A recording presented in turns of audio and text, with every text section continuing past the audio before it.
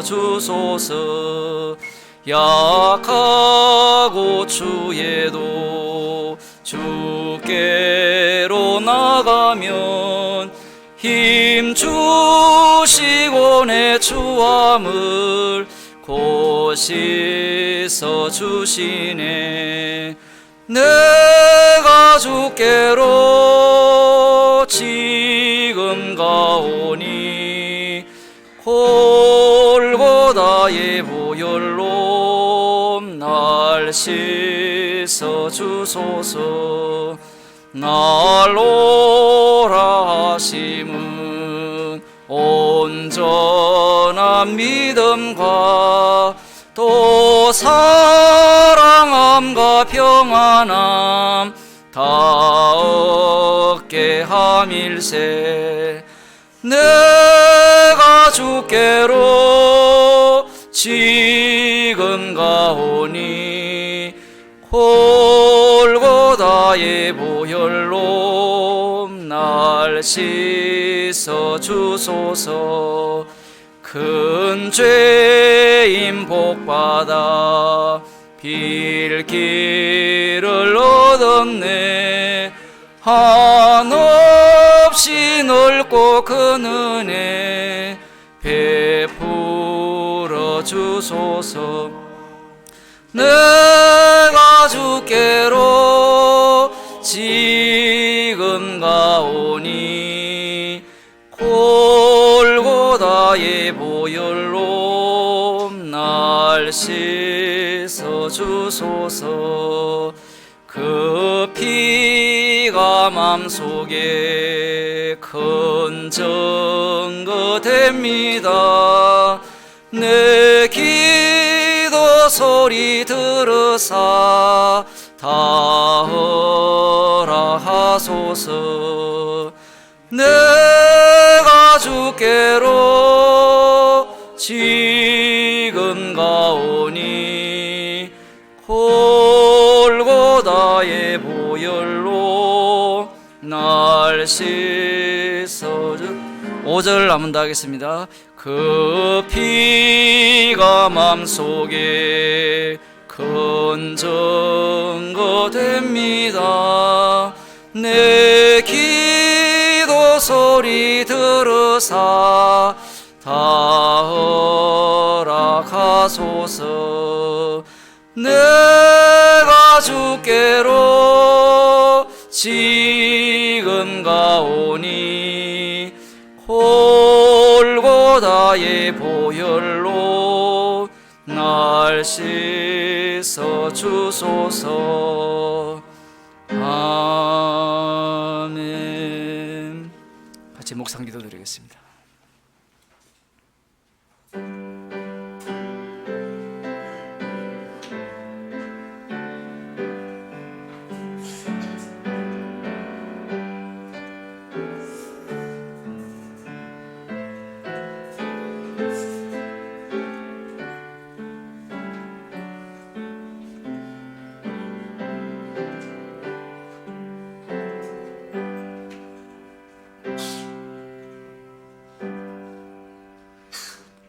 예수님을 찾는 이유가 떡을 먹고 배부른 까닭이 아니라 표적을 본 까닭임을 오늘 또 저희들이 확인하는 시간이 되게 하옵소서. 예수님 이름으로 기도드리옵나이다. 아멘. 사도신경 하시겠습니다.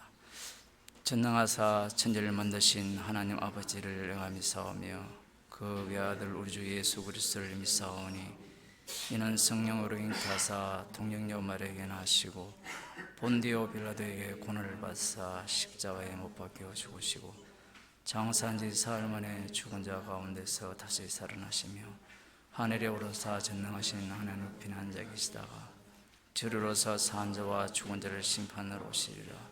성령을 믿사오며 거룩한 공예와 성도가 서로 교통하는 것과 죄를 사하여 주시는 것과 몸이 다시 사는 것과 영원히 사는 것을 믿사옵나이다. 아멘. 교동문 19번 하시겠습니다.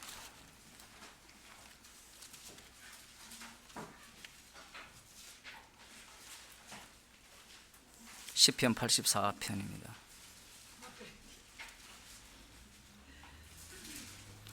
만군의 여호와여,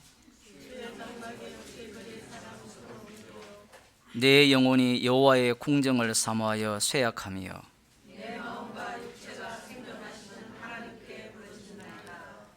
나의 왕 나의 하나님 만군의 여호와여,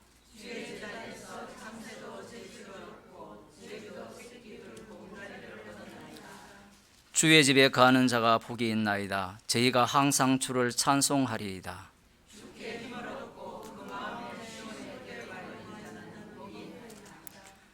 저희는 눈물 골짜기로 통행할 때에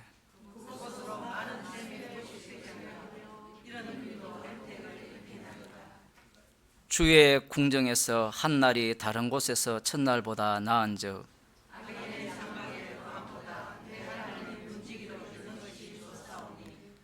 만군의 여호와여, 주께 의지하는 자는 복이 있나이다. 아멘. 찬송 36장입니다.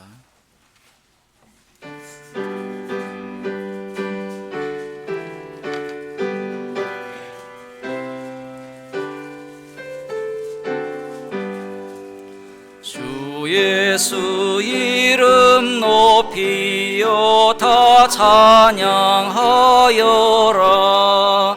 금멸유관을 들여서 만유의 주 찬양. 금멸유관을 들여서 만유의 주 찬양. 주 예수 당한 고난을 못 잊을 죄인아, 내 귀한 보배 바쳐서 만유의 주 찬양. 내 귀한 보배 바쳐서 만유의 주 찬양. 이 지구 위에 거하는 온 지파 족속들, 그 크신 위엄 높여서 만유의 주 찬양. 그 크신 위엄 높여서 만유의 주 찬양. 주 믿는 성도 다 함께 주 앞에 엎드려 무궁함 노래 불러서 만유의 주 찬양. 무궁함 노래 불러서 만유의 주 찬양. 아멘. 엄영철 집사님 기도해 주시겠습니다.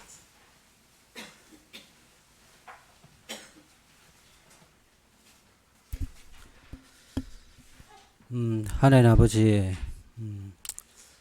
세상이 주님 손안에 주님의 그 말씀대로, 주님의 그 언약대로, 주님의 선하신 뜻대로 이루어진다는 것을 알고 있지만 그 모든 것이 내 뜻대로 안 되고 내가 기사치 않고 예상치 않은 일이 벌어졌을 때 항상 주님을 원망했습니다. 그러나 십자가 앞에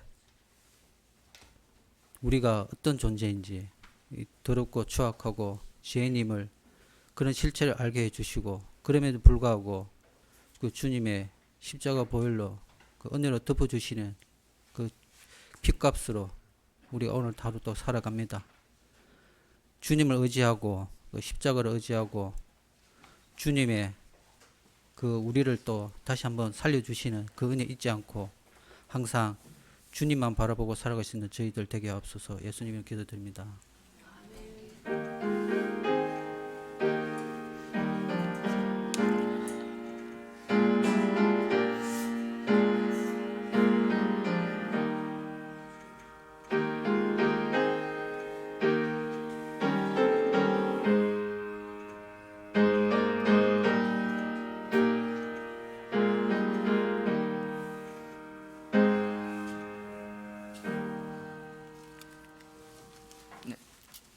찬송 316장 316장입니다.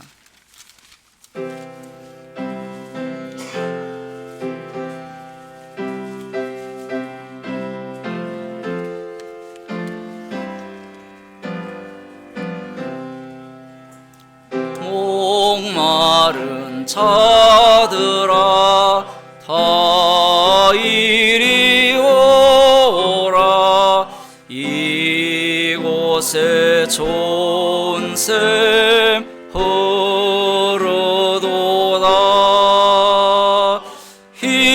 힘쓰고 예씀이 없을지라도 이 샘에 오면 다 마시겠네. 이 샘에 나는 물 강같이 흘러 온 천하만국에 다 통하네.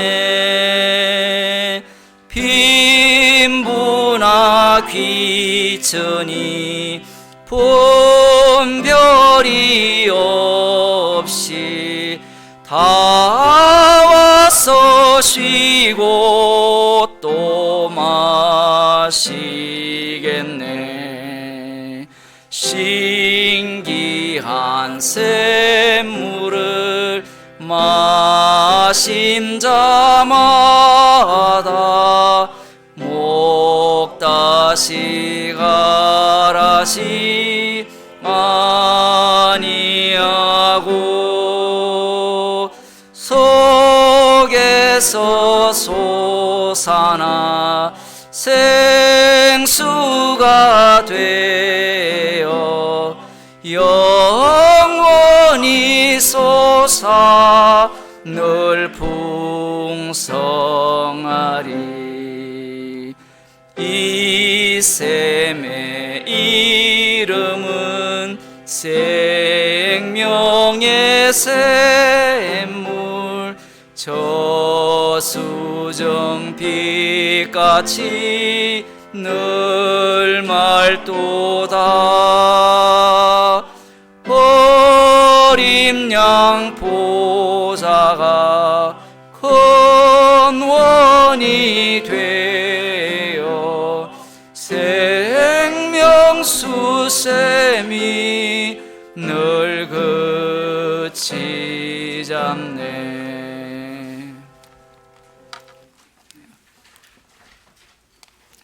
하나님 말씀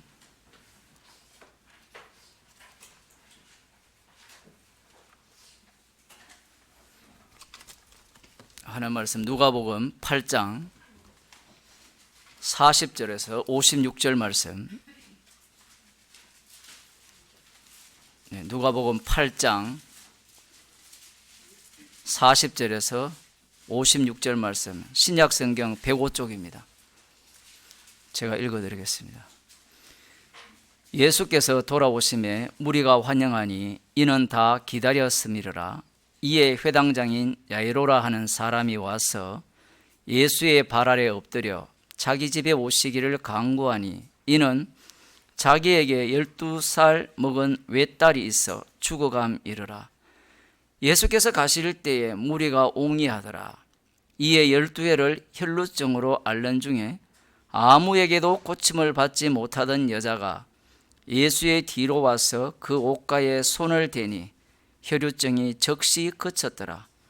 예수께서 가라사대 내게 손을 댄 자가 누구냐 하시니 다 아니라 할 때에 베드로가 가로되 주여 무리가 옹이하여 미나이다.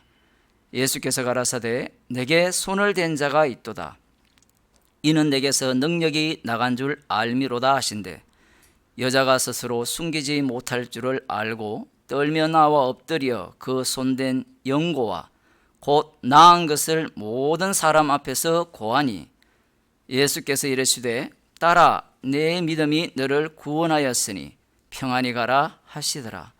아직 말씀하실 때에 회당장의 집에서 사람이 와서 말하되 당신의 딸이 죽었나이다. 선생을 더 괴롭게 마소서 하거늘 예수께서 들으시고 가라사대 두려워 말고 믿기만 하라. 그리하면 딸이 구원을 얻으리라 하시고 집에 이르러 베드로와 요한과 야고보와 및 아이의 부모 외에는 함께 들어가기를 허하지 아니하시니라. 모든 사람이 아이를 위하여 울며 통곡하며 예수께서 이르시되 울지 말라. 죽은 것이 아니라 잔다 하시니 저희가 그 죽은 것을 아는 고로 비웃더라. 예수께서 아이의 손을 잡고 불러 가라사대 아이야 일어나라 하시니 그 영이 돌아와 아이가 곧 일어나거늘 예수께서 먹을 것을 주라 명하신대 그 부모가 놀라는지라. 예수께서 경계하사 이 일을 아무에게도 말하지 말라 하시니라. 아멘. 이 누가복음은 여러분이 잘 아시다시피 예수님께서 이 땅에 오셔서 그 은혜의 해를 선포하는 그 내용의 말씀입니다. 레위기 25장 10절에 보면 희년에 대한 내용이 나옵니다. 희년이 되면 모든 소유가 원래 처음 기업을 분배할 때 그가 가졌던 그 곳으로 돌아가게 되어 있습니다. 그래서 희년이 되면 누가 가장 좋아하느냐라고 할 때는 가진 게 없는 자, 종이 된 자, 빚을 많이 진 자, 이런 자들이 희년을 가장 좋아하죠. 그런데 이스라엘 그 역사 가운데 희년이 실시된 적은 한 번도 없다라는 사실입니다. 유월절도 뭐 2번 정도 이렇게 그들이 지켰을 뿐이고 그것도 뭐 제대로 지킨 것도 아니고 가진 것이 많고 소유한 것이 많고 이럴 것이 많은 사람들은 희년이 너무 싫어요. 달리 말하면 예수님께서 이 땅에 오셔서 주의 성령을 받으셔서 복음을 전하실 때 그 복음을 듣는 사람들 가운데 가진 것이 많은 자는 예수님이 싫습니다. 오늘 4월 초팔이라고 절에 많이 가잖아요. 제가 등산을 좋아해서 산에 좋아한다면 좀 이상하지만 운동을 좋아하니까 산에 가면 꼭 제가 들리는 곳이 절입니다. 우리 목사님은 절에 잘 안 가신다는데 불랄까지 한번 들렸다는데 거기 가보면 사람들이 절에 오고 싶어하는 마음이 이렇게 솟아나도록 조성이 되어 있어요. 환경이. 뭐 절가만 그렇습니까? 교회도 마찬가지잖아요. 교회에 가면 뭔가 나에게 이익이 되고 손해되는 일이 없고 뭐 사업을 한다든지 사람을 알아가는 그 일에 있어서 도움이 되기 때문에 교회 가는 걸 좋아하죠. 이와 달리 복음이 전파되면 교회 오는 걸 싫어해요. 여러분이 아마 이전에 그 복음 안 전하는 교회 다닐 때는 10시 반 전에 다 교회 왔을 거예요. 아마 찬양대도 있고 뭐도 있고 다 있잖아요.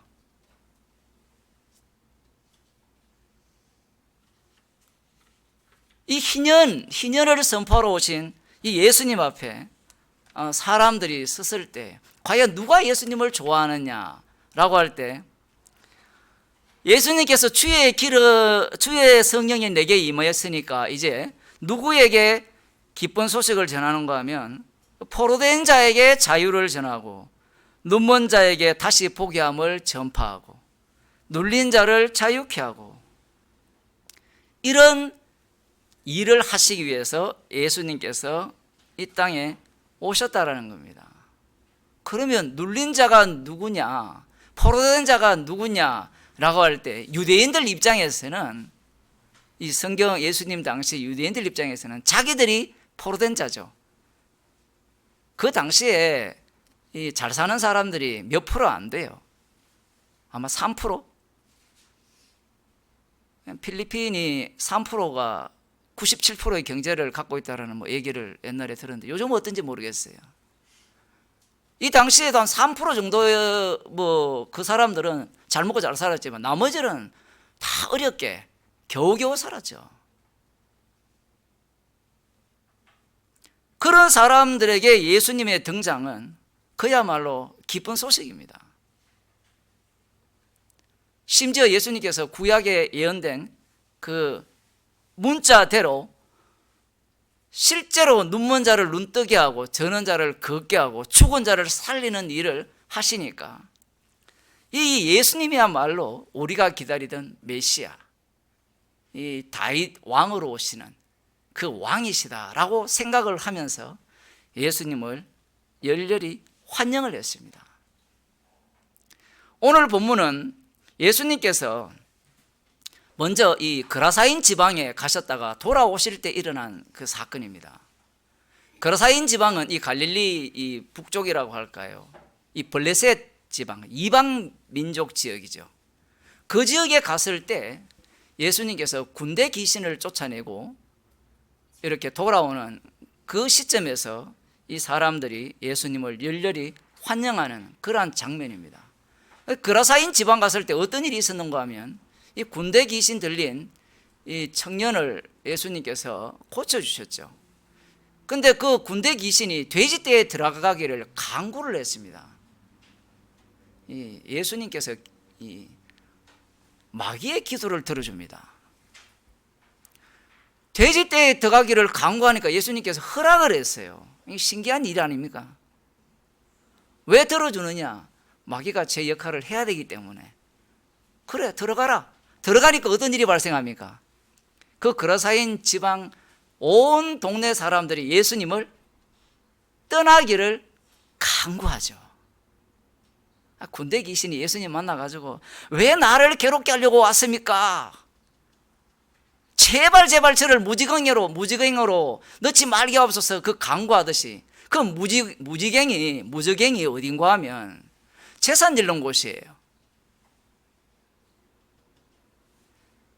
그라사인 지방 사람들은 돼지떼가 잃어버리니까 그 돼지떼를 잃는 재산을 잃는 자기에게 손해되는 일이 일어나는 것이 무저갱이라고 생각한 거예요. 그래서 제발 우리 동네를 떠나세요라고 간청을 합니다. 이 간청한다는 말은 역으로 표현하면 죽여본다는 겁니다. 이방인이 죽이면 안 되죠. 아직 유대인을 통해서 예수님이 죽으셔야 되니까. 자, 그런 상태에서 지금 예수님께서 다시 돌아오셨어요. 다시 돌아오실 때 사람들이 그 40절에 보면 무리가 환영을 했습니다. 그들이 너무너무 기다렸던 거죠. 왜? 예수님께서 앞서서 이 나인성 과부의 아들도 살리고 주의 권능이 예수님과 함께 하여서 많은 병자를 고치셨다라는 말입니다. 그래서 예수님을 환영하죠. 그라사인 지방 사람과 정반대입니다. 이익이 되는 쪽은 환영을 하고 손해가 되면 거부하는 이 모습이 바로 우리 인생들의 모습이죠. 이 회당장 야이로가 이 사람들을 대표해서 예수님께 와서 엎드려서 간청을 합니다. 무엇을 대표하는가 하면 이들이 왜 예수님을 환영했는가, 그 마음 속에 어떤 태도로 예수님을 환영했는가, 그 내용을 지금 이 회당장 야이로가 보여주고 있습니다. 자기 딸이 지금 죽어가고 있다라는 거죠. 이 성경이 재밌는 게 여러분들도 이 성경을 좀 읽어 보실 줄로 생각됩니다만은 이 마가복음이나 마태복음과 누가복음이 이 사건 내용이 다르게 기술되어 있어요. 학자들은 성경이 다르게 기술되어 있으니까 저자의 관점에 따라 달라진다라고 이렇게 이야기를 하면서 무엇이 가장 이 원래 오리지널 스토리냐 그걸 찾는 사람들이 있는데 주님의 말씀은 고정이 되지 않습니다.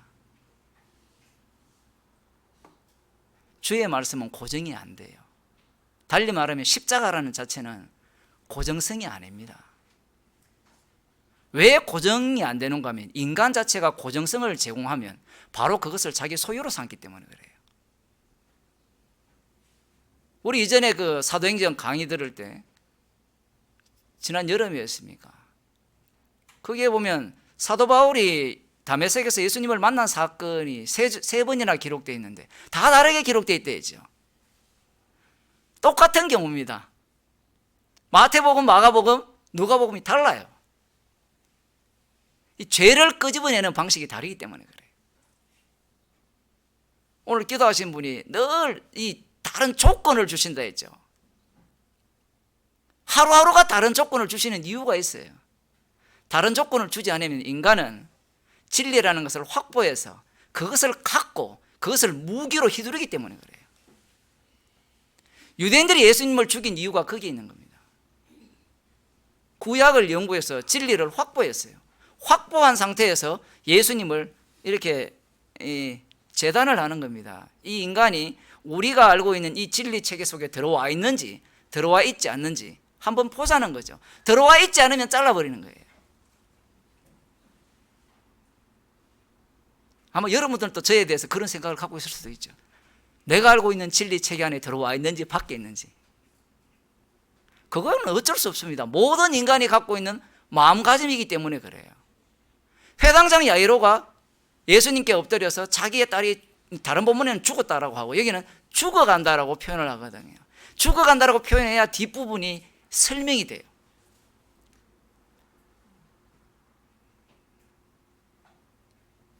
그래서 예수님께서 이 회당장과 함께 그 집으로 가는 중에 이 12해 동안 혈류증 앓은 이 여자가 이 예수님의 옷깃을 만졌습니다. 제가 지난주 설교를 한 거예요. 지지난주 설교를 다 했고 이 옷깃을 만졌는데 옷술이라고 되어 있는데 우리 성경에는 잘 안 나와 있죠. 그 레위기 민수기 15장을 한번 보겠습니다.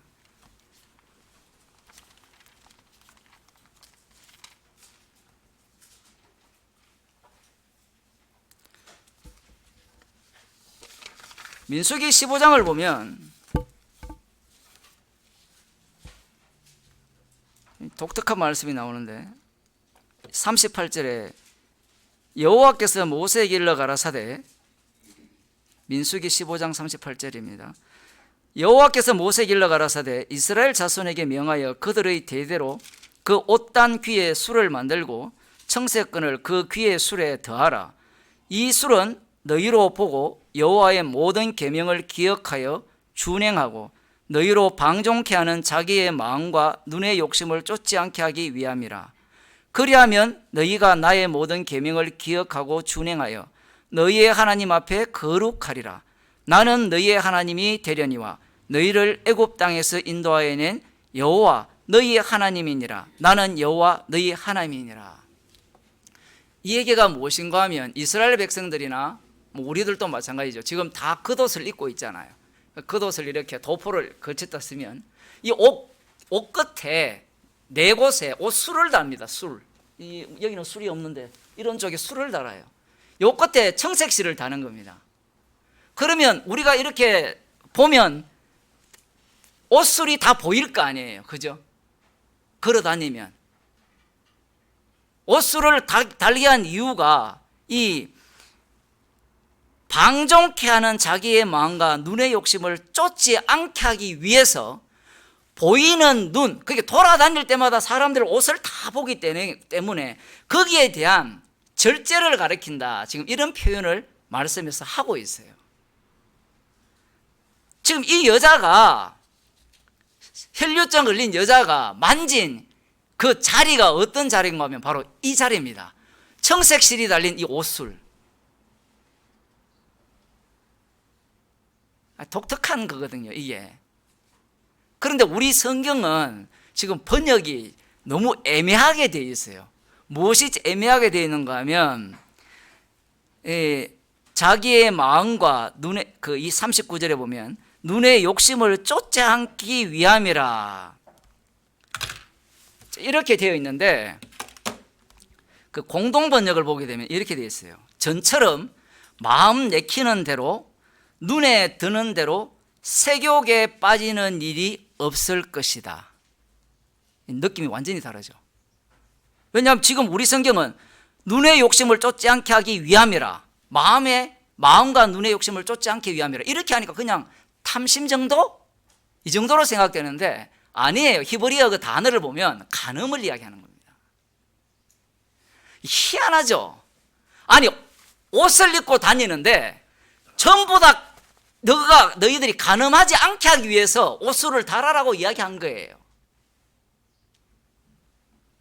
그런데 지금 이 12년 동안 혈류증 앓은 여자가 이 율법을 지키기 위해서 옷수를 단 그 옷수를 만진 거예요.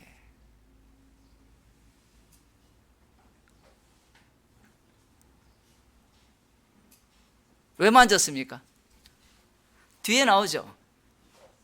이 사람이 12년 동안 병에 걸려서 많은 의원을 찾아갔지만, 그 난해주에 나옵니다. 많은 의원을 찾아갔지만 자기의 전 재산을 다 소비하고 이제 더 이상 의지할 게 없죠. 그런데 들린 소문은 어떤 소문입니까? 예수님은 죽은 자도 살리고 병자도 고치더라. 야, 저분 옷술만 만져도 내 병이 나을 것이다라는 확신이 있었어요. 대단한 믿음입니다. 근데 사실은 대단한 믿음도 아니죠. 우리도 그런 경우를 당하면 그런 믿음이 생길 수밖에 없습니다. 복음을 아니까 그런 믿음 안 생긴다, 거짓말하지 마세요. 주님이 환경을 조성하시면 우리는 당해야 돼요. 유대인들이, 이스라엘 백성들이 유월절을 몰라서 하나님을 원망합니까?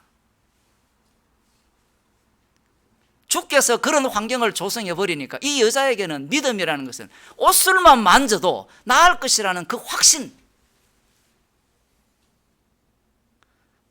아무도 모르게 만졌어요. 왜냐하면 수많은 사람들이 예수님을 둘러싸고 있고 서로 밀치고 있기 때문에 예수님을 옷을 만진 사람이 한둘이가 아니에요. 그래서 예수님이 누가 나를 만졌느냐 이렇게 물으니까 베드로가 대뜸 이야기하지 않습니까? 주여, 무리가 옹이하게 미나이다. 여기에 나오는 주여는 퀴리오스가 아닙니다. 제가 자꾸 이런 얘기를 하는 이유가 뭔가 하면 성경 열심히 읽으라는 거예요. 여기에 나오는 주여는 퀴리오스가 아니고요, 다른 단어예요. 뭐 발음을 해봤자 어려운 단어니까 의미가 뭔가 하면 함께 동행하면서 나를 도울 뿐. 앞서서 풍랑이 일었을 때 주여 주여 우리가 죽겠나이다 라고 할 때 그 주여도 키리오스가 아니에요. 자기를 종으로 보는 자세로서 주님이 아니고, 예수님 나 도와주세요, 나 지금 죽게 되었으니까 도움이 필요합니다, 이런 지금 용어를 사용하고 있는 거예요. 주여, 무리가 옹이하게 미는데 누가 건드립니까? 예수님도 좀 심하죠. 그냥 병 나았으면 그냥 보내면 안 돼요. 안 보냅니다. 왜? 예수님이 병 낫게 하기 위해서 이 땅에 오신 게 아니에요. 언약을 성취하기 위해서 이 땅에 오셨거든요. 여기에 보면 다 아니라 하거든요. 다. 그 다 속에 우리가 놓칠 수 있는 본문인데 오늘 8장 45절을 보면 예수께서 가라사대 내게 손을 댄 자가 누구냐 하시니 다 아니라 할 때 다. 이 다 속에 누가 들어가요? 그 손을 만진 그 여자도 들어가는 거예요.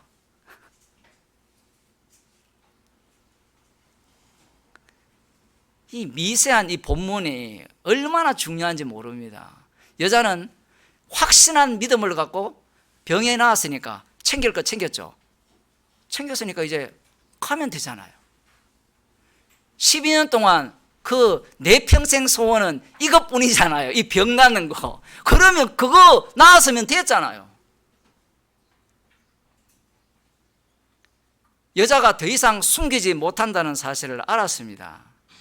그럴 때 뭐라고 하는가 하면 그 47절에 보면 여자가 스스로 숨기지 못할 줄을 알고 떨며 나와 엎드려 그 손댄 연고와 곧 나은 것을 모든 사람 앞에서 고하니, 이렇게 나와 있어요.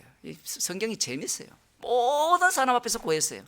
앞부분에 그라사인 지방에서 일어난 그 사건도 마찬가지입니다. 군대 귀신 들린 자가 정신이 말짱하니까 그 사람은 정반대의 행동을 취해요. 예수님, 저는 예수님과 함께 동행하고 싶습니다, 따라다니고 싶습니다 라고 요청을 해요. 그때는 예수님이 뭐라고 하시는가 하면 따라오지 마라, 집으로 돌아가라. 집으로 돌아가서 하나님이 너에게 하신 일을 샅샅이 낱낱이 고하라 라고 이야기를 해요. 근데 거기에 대한 해석을 어떻게 하는가 하면 이 사람이 돌아가서 하나님이 하신 일을 이야기하는 게 아니고 예수님께서 자기 하신 일을 낱낱이 동네 방네 돌아다니면서 이야기했다, 이렇게 나옵니다. 누가복음은 사도행전과 연결시켜야 돼요. 군대 귀신 나갔으니까 굉장히 좋겠다. 사도 바울이 군대 귀신 나갔죠. 군대 귀신 들렸다가 스데반 집사님이 군대 귀신 들렸다가 군대 귀신이 나갔어요. 그 인생이 어떻게 됐습니까? 나를 구원하는 구원은 없어요. 나를 위한 구원은 없어요. 이 여자는 무엇을 예수님 앞에 드러내었는가 하면 자신의 욕망을 표출했죠. 그 욕망이 아까 제가 간음이라 표현했잖아요. 이 간음이 구약에서는 이 남녀 간의 문제가 간음이라고 이야기하지만 궁극적으로는 우상숭배를 간음이라고 해요. 달리 말하면 십계명에 하면 자기를 위하여 하늘에 있는 것이나 땅에 있는 것이나 아무 형상이든지 만들지 말라는 그 말씀에 근거하면 자기를 위한 것은 모두가 다 우상숭배예요. 우상숭배하지 말라고, 간음하지 말라고 옷수를 만들어 놨는데 이 여자는 그 옷수를 뭘로 봅니까? 우상숭배로 보는 거예요. 인간이 끄집어낼 수 있는 믿음은 바로 이런 믿음밖에 없습니다. 그래서 예수님께서 그 여자를 불러서 자기가 어떤 연고로 예수님의 그 옷수를 만졌는지, 그리고 자기가 어떤 인생이었고 그래서 지금 어떻게 되었는가를 지금 모든 사람 앞에서 낱낱이 고합니다. 낱낱이 고했으니까 사람들이 그 여자를 좋아할까요, 싫어할까요? 요즘 한국 교회 같으면 좋아하겠죠. 그런 사람 데리고 다니면서 간증하니까. 근데 이 사람이 뭘 이야기했을까요? 예수님이 누구냐라고 묻기 전과 물은 후에 차이점이 있습니다. 묻기 전에는 자기 욕망, 우상숭배적 입장에서 예수님을 바라봤다면 예수님이 누구냐라고 물었을 때는 그 속에 십자가의 영이 들어와 버렸어요. 우리는 자기에게 일어난 일과 그리고 자기가 왜 이런 일을 했느냐라고 본문에서 낱낱이 고했다라고 하지만 달리 표현하면, 사도 바울식으로 표현하면 십자가 외에는 자랑할 것이 없습니다 라고 사람들 앞에, 모든 사람 앞에 외친 거예요. 마음속에 마음속에 너 알아, 그래 너 알면 됐어, 너 구원받았어, 그래 됐다, 이렇게 하시는 것이 아니라 끄집어내 가지고 모든 사람 앞에서 십자가만 자랑하도록 만든 거예요. 누가복음 쓴 사람이 사도행전 쓴 사람인 줄 알죠?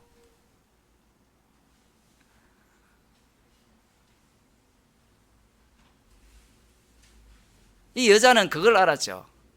뭘 알았습니까? 12년 동안 혈루증 걸리게 하신 분도 주님이다라는 걸 알았어요. 이 백부장이 앞부분에 나오거든요. 백부장도 가라 하면 가고 오라 하면 오나이다. 이 고백이 어떤 고백인가 하면 그 말씀 속에 자기의 인생을 집어넣은 거예요. 그래, 나를 백부장으로 주께서 만드셨어. 그래서 나에게 선한 마음을 주셔서 회당을 건립도 하게 하고 유대인들 장로들로부터도 인정받게 한 그러한 인생을 살게 해서 먼저 장로들을 보내서 이 좋은 관계를 통해서 내 하인을 낫게 하여서 나의 위신을 더 높이려고 했는데 예수님의 영이 들어오니까 십자가의 피를 증거하기 위한 자기의 인생이었다는 것이 고백되어 버립니다.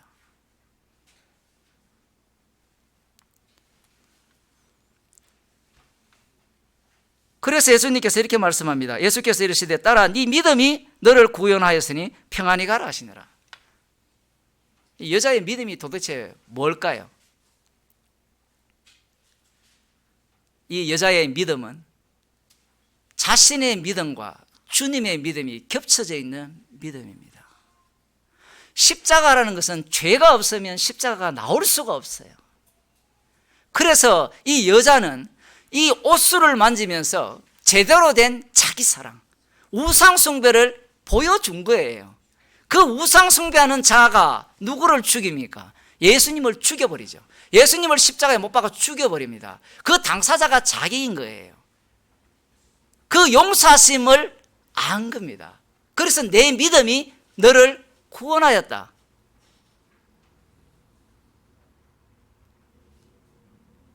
믿음을, 자기 믿음을 보여주지 않으면 주님 믿음이 나오지 않습니다. 제가 그래서 지난주 설교할 때 그런 얘기 했거든요. 제발 믿음을 보여라고요. 믿음 또 하나도 없으면서 믿음 안 보여요. 여러분들이 돈 벌고 자식 키우고 살면서 얼마나 믿음이 많습니까? 이 여자 속에 12회 걸린, 이 혈류증 걸린 여자 속에 우리가 합류당하지 않으면 그 용서하심 은혜를 모릅니다.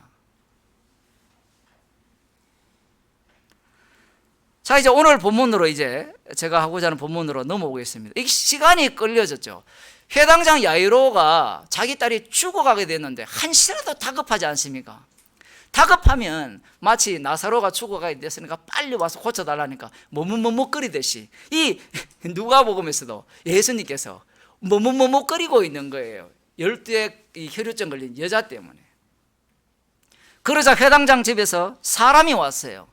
딸이 죽었습니다. 그러면서 하는 말이 더 이상 선생을 괴롭게 하지 마소서라고 이야기해요. 우리가 보기에는 굉장히 듣기 좋은 소리 같지만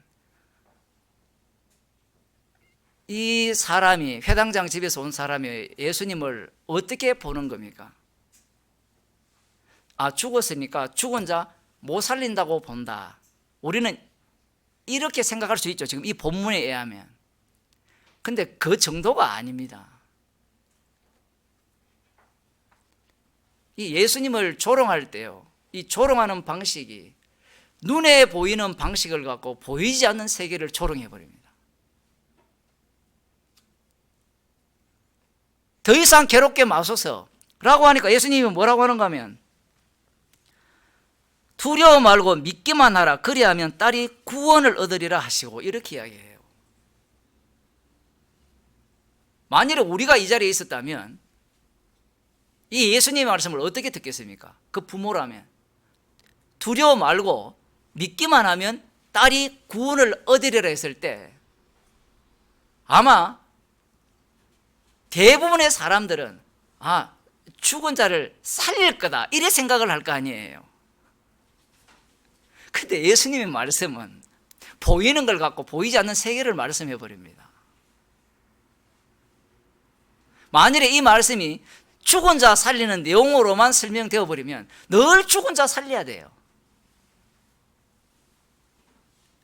예수님은 죽음조차도 그림자로 봅니다. 진짜 죽음이 무엇인지를 보여주기 위한 죽음, 그리고 살아나는 것조차도 진짜 사는 게 무엇인지 보여주는 살림, 그것을 갖고 말씀하시는 거거든요.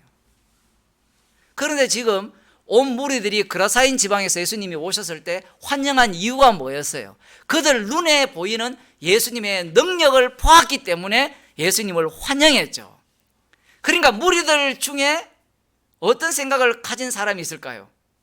야, 믿기만 하면 살릴 수 있지 않느냐, 저 집에서 온 사람 저 사람 진짜 믿음이 없네 라고 생각했을 가능성이 굉장히 높습니다. 왜냐하면 사람들의 생각은 다 다르거든요.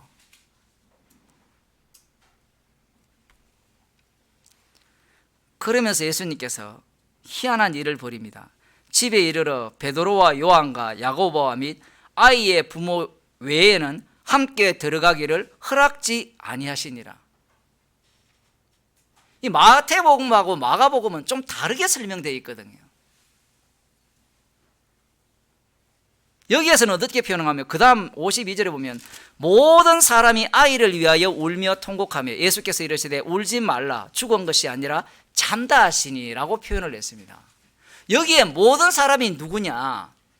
우리가 볼 때는 이 마가복음이나 누가복음에 보면 피리 부는 사람들이나 헌화하는 사람들, 그러니까 애곡하는, 그러니까 슬프니까 그 슬픔에 동참하는 이 사람들이 비웃었다라고 이야기를 하거든요. 그런데 이 누가복음에서는 어디에 이 본문을 배치했는가 하면 이 베드로와 야고보와 그 요한과 아이의 부모 외에는 들어가기를 허락지 아니하시고 다음에 모든 사람들이 울고 통곡하며라는 본문을 배치해 놨어요. 독특하게 배치해 놨습니다. 그러면 죽은 것을 아는 거로 비웃는 사람들이 누굴까요? 베드로와 야고보와 요한과 그의 부모입니다. 물론 나머지는 말할 필요도 없어요. 누가복음에서는 이들을 돋보이게 하는 거예요.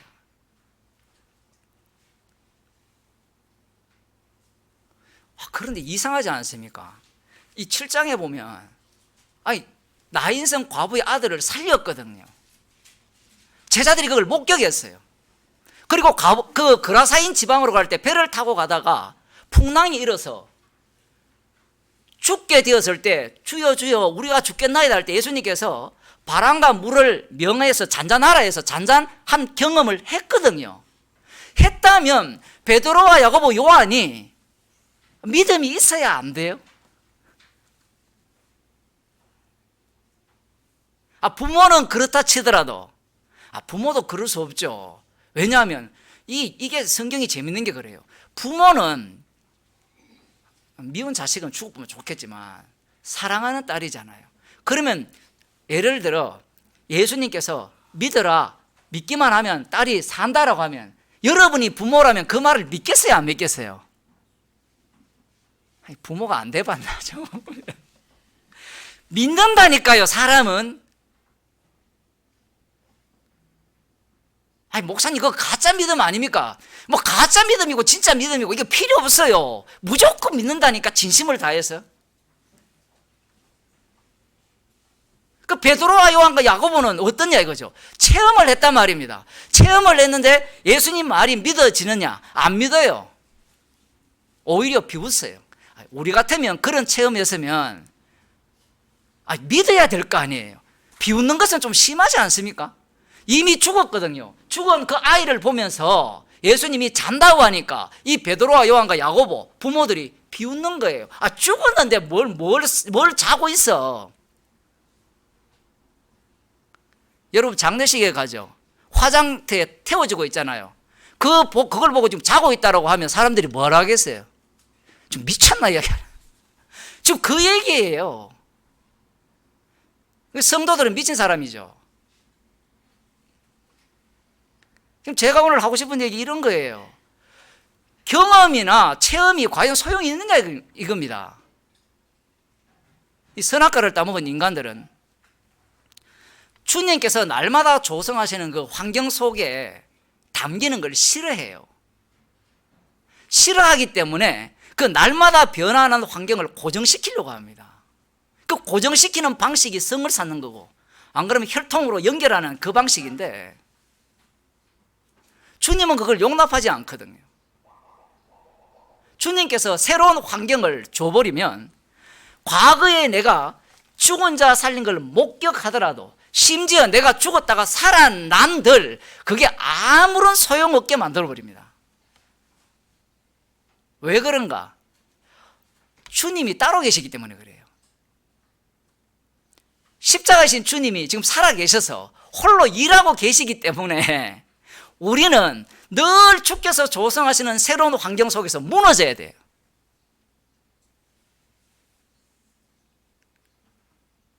근데 인간이 선악을 아는 지식이 있죠, 지식. 이 지식이라는 게 얼마나 무서운지 모릅니다. 지식이 있어버리면 이 지식이 자기 몸을 조정한다라고 생각해요. 착각이죠. 조정할 수 있을지 한번 해볼까요? 여러분 가시로 한번 여러분 몸을 한번 찔러보세요. 그 지식이 여러분을 통제할 수 있는지. 지식이 우리를 이렇게 마음대로 하지를 못해요. 주께서는 지금 새로운 환경을 조성했어요. 군대 귀신 나가는까지 이렇게 목격했거든요. 목격해도 아무런 소용이 없습니다.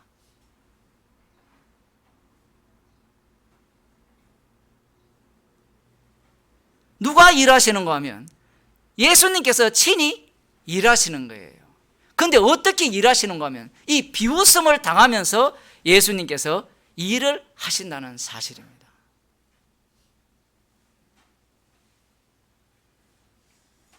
그러니 우리는 좀 비웃으며 살아야 돼요. 예수님을. 조롱하는 자들이 예수님께서 십자가에 못 박혀 돌아가실 때 군병들이나 지나가는 사람들이나 대제사장들이나 장로들이 다 조롱하잖아요. 네가 하나님의 아들이면 십자가에서 너도 내려오고 한번 해보라. 그 모습을 보여봐라. 근데 사실 우리가 살아가는 모습이 그런 모습 아닌가요? 환경이 계속 바뀌잖아요. 근데 인간은요, 그 바뀌는 환경을 자꾸 고정시키려고 해요. 그 멋진 신세계라는 그 헉슬리라는 사람이 쓴 책이 있어요. 1932년도에 이 책이 나왔는데, 뭐 지금 현대 세계를 아주 이렇게 보여주는 그 기계화된 그 세계, 그러니까 AI부터 시작해가지고 뭐 이런 것들이 만들어지는 그 세계를 미리 보여주는 에언스라 뭐 이렇게 이야기를 하는데, 거기에 보면 재밌는 게 나오는데 소마라는 약품이 나와요. 이 헬라어로 소마는 몸인데 이 약품을 사람들한테 매일 아침 저녁으로 먹이는 겁니다. 그걸 먹이면 어떤 효과가 있는가 하면 그 환상세계로 빠져들어요. 인간들은 그러한 어떤 안정적인 걸 요구하고 있죠. 그 안정적인 것 중에 가장 안정적인 게 뭔가 하면 이 진리예요. 진리. 구원파라든가 이 다락방이라든가 이 사람들이 왜 그렇게 당당한가 하면 이 뭐 저거 어디입니까? 그 박용기 그쪽도 마찬가지죠. 그들은 구원을 확보해 버렸어요. 진리 체계를 자기가 소유해 버렸어요. 소유해 버렸으니까 자기들이 무엇을 해도 죄가 아니에요. 그런 안정권으로 인간들은 들어가고 싶어 하는 겁니다. 그런데 주님은 이 베드로와 야고보와 요한 그 부모들을 데리고 들어가면서 그 현실을 목격하게 하죠. 그 현실 속에서는 비웃을 수밖에 없는 그런 조건이 생성될 수밖에 없습니다. 정반대죠. 아까 12의 혈루증 앓은 그 여자는 확실한 믿음이 있었죠. 확실한 믿음. 그런데 여기에서는 정반대의 불신이 나옵니다. 왜 이렇게 주님은 다른 얘기를 성경에서 말씀하실까요? 그 인간에게서 나올 수 있는 것은 두 가지밖에 없기 때문에 그래요. 확실한 믿음이 있든지 아예 불신하든지 둘 중에 하나밖에 없어요.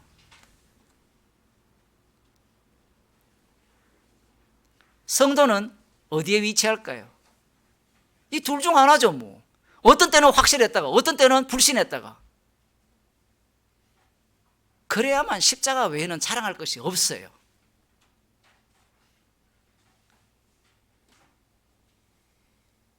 도무지 우리 인생이 뭔가 붙들어서 확보해서 신앙생활을 유지해 나갈 그러할 환경을 주님이 조성해 주지를 않습니다. 이 제자들이 당한 그 풍랑 일대부터 시작해가지고 그라사인 지방 가서 목격하는 것, 그리고 12의 혈루증 걸린 그런 상황, 이런 모든 것을 목격하는 것이 사실 사도행전으로 넘어가면 성령 받은 사도들의 모습이에요. 근데 성령 받은 사도들의 특징이 뭔가 하면 아주 독특한 특징을 보입니다. 갈라디아서 2장에 보면 아무튼 희한한 이야기가 나오는데 제가 볼 때는 좀 희한하거든요. 왜 희한한가 하면 사도행전 2장에 보면 이 베드로가 성령 충만을 받거든요. 성령 충만을 받으면 그 다음 어떻게 살아갈까요? 성령 충만을 받았다는 말은 십자가 복음을 확실하게 알았다는 얘기예요. 맞죠? 아닙니까? 제가 잘못 이야기하는 거예요. 성령 충만 받았다는 것은 십자가의 영이 임했다는 거거든요. 십자가의 영이 임했다는 것은 복음에 대해서 정확하게 알았다는 거예요. 정확하게 알았는데 알기는 뭐 알아요? 하나도 몰라요. 어떻게 모르는가? 고넬료 사건 한번 보세요. 고넬료 사건에 이 더러운 음식, 레이기에서 먹지 말라는 음식을 이렇게 내려주니까 갑자기 법이 튀어나와요. 법이. 그 본문을 보면 베드로가 얼마나 고기잡이 어부에 불과했지만 얼마나 율법에 충실한 사람인지 몰라요. 그게 바로 성령 충만 받은 자의 모습이에요. 왜? 성령은 십자가의 영이기 때문에 십자가를 전가합니다. 완전함을 이야기하는 거 아니에요. 성령 충만 받았기 때문에 완전히 어떤 데는 진짜 복음 모르는 인간으로 나요. 갈라디아서 2장에 보면 이 안디옥에서 야고보로 예루살렘에서 야고보로부터 사람들이 오니까 이 게바가 이 이름도 게바라고 꼭 표현을 해요. 시몬이라 하지 않고 주께서 지어준 이름을 이 사람이 외식을 해요. 그런데 갈라디아서 앞부분에 보면 뭐라고 이야기하는가 하면요, 하늘에서 내려온 천사를 할지라도 다른 복음을 전하면 저주를 받을 자다 이야기했어요. 누가 다른 복음 이야기하고 있어요 지금? 게바가 다른 복음 이야기하고 있다니까요.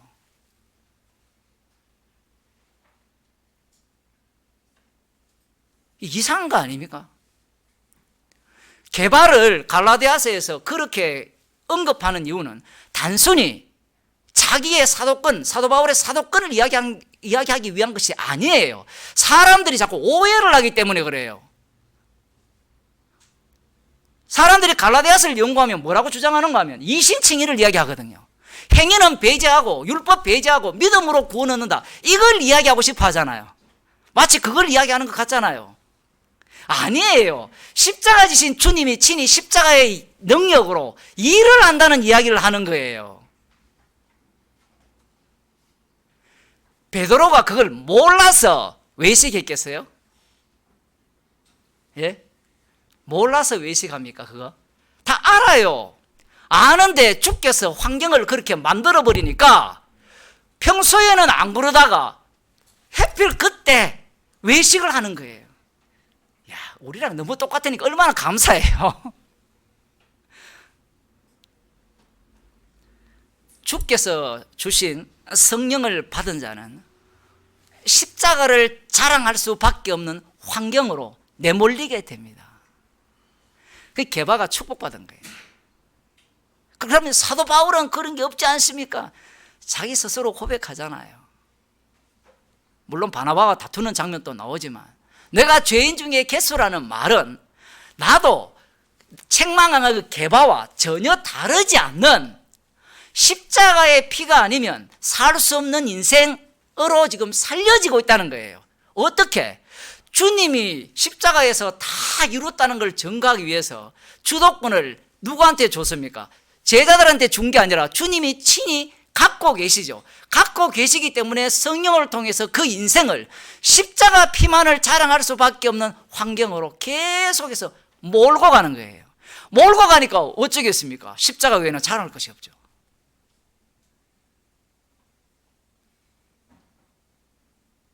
복음 설교 들었는데 잊어먹었다. 잊어먹은 게 복이에요. 안 잊어먹어도 복이에요. 안 잊어먹어야 지 안다는 걸 꺼내놓을 거 아닙니까? 잊어먹으면 모른다고 꺼내놓을 거 아니에요. 그거 다 주께서 조성하신 환경입니다. 그래 우리 얼마나 감사한 일이에요.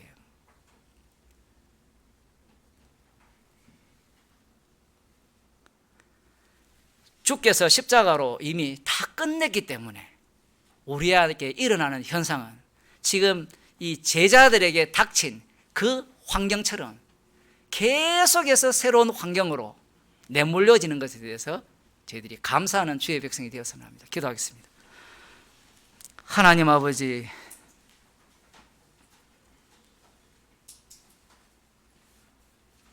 살아가는 자체가 주님을 비웃는 인생이고 살아가는 자체가 우상 숭배하는 인생임을 말씀을 통하여 보았습니다.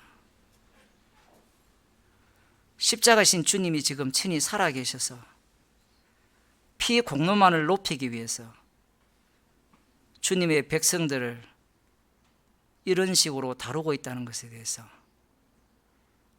늘 감사하는 주의 백성이 되게 하여 주옵소서.